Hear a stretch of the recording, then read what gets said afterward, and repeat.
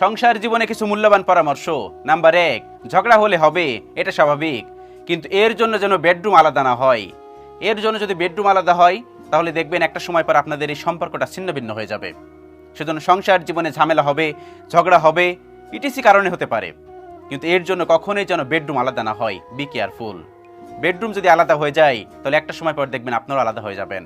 Be careful, এটা কখনোই করবেন না। নাম্বার 2, ঝগড়ার সময় মনে রাখবেন আপনি যে শুনে ঝগড়া করছেন সেই সুর থেকে আপনার স্বামী বা স্ত্রী বেশি মূল্যবান। সেজন্য ঝগড়ার সময় একজন চুপ থাকা শ্রেয়। একজন যদি চুপ থাকেন তাহলে সেই ঝগড়া কিন্তু বেশি সময় দীর্ঘস্থায়ী হয় না। Be careful. স্বামী স্ত্রীর মাঝে ঝগড়া হলে একজন চুপ হয়ে যান। একজন যদি আগুন হন একজন পানি হয়ে যাবেন। দুজনে যদি আগুন হন সেখানে কিন্তু দাউ দাউ করে জ্বলে উঠবে। Be careful. সংসার জীবনে এটি অনেক বেশি গুরুত্বপূর্ণ।